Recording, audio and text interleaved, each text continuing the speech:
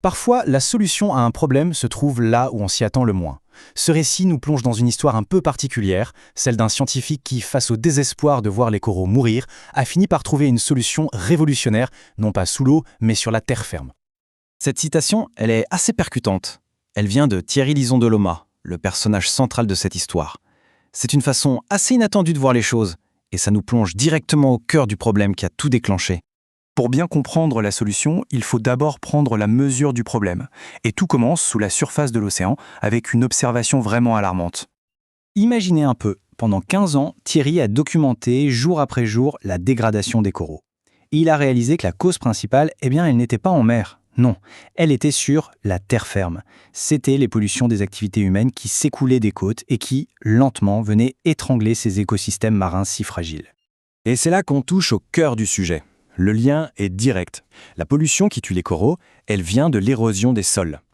En fait, quand la terre est mal gérée, la pluie emporte avec elle toute la couche fertile, les sédiments, les nutriments, et tout ça finit directement dans le lagon, où ça étouffe littéralement les récifs.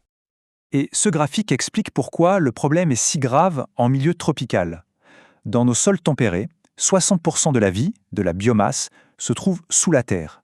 Mais sous les tropiques, c'est l'inverse. 90% se trouvent au-dessus du sol. Cette toute petite couche de terre fertile est un véritable trésor. La perdre, c'est presque tout perdre. Face à ce constat, la frustration de Thierry est devenue le moteur d'un changement de vie assez radical. C'est vraiment le tournant de l'histoire. Il en a eu l'assez d'être un simple témoin impuissant. Il a décidé de devenir un acteur du changement. Il a donc quitté le monde de la recherche pour créer sa propre ferme biologique, Waifuti-Fresh, à Raiatea en Polynésie française. Son but, s'attaquer au problème à sa source. Alors, c'est quoi la philosophie derrière cette ferme ? On va voir qu'il ne s'agit pas juste de faire du bio. Non, c'est une manière complètement différente de voir notre relation à la Terre à travers deux concepts clés. Le premier concept, c'est l'agroécologie. On pourrait voir ça comme une sorte d'ingénierie environnementale. L'idée est simple au fond. Travailler avec la nature, pas contre elle.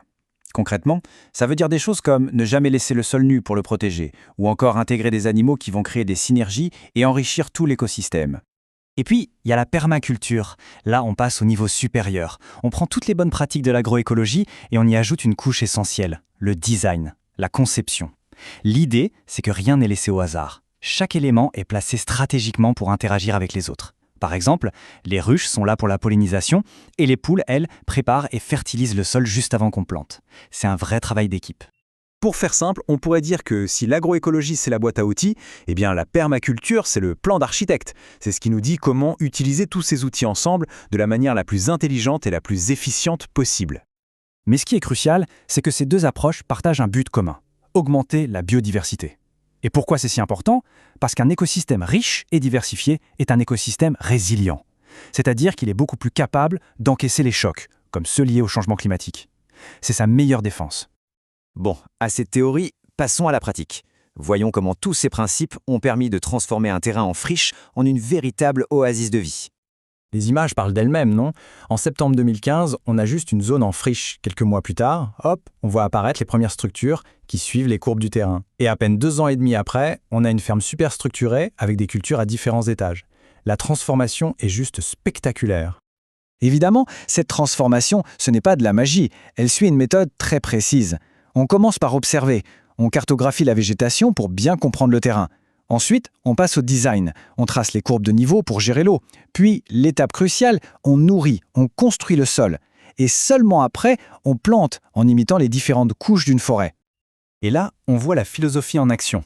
Les baissières, ces petits fossés, vont ralentir l'eau de pluie pour qu'elle s'infiltre au lieu de tout emporter. La bourre de coco, elle, agit comme une couverture qui protège le sol et le nourrit. Et même les espèces envahissantes qui sont un problème partout ailleurs deviennent ici une ressource pour faire du compost. En fait, rien ne se perd, tout est valorisé. L'histoire de cette ferme est vraiment inspirante, mais son importance va bien au-delà de cette petite vallée.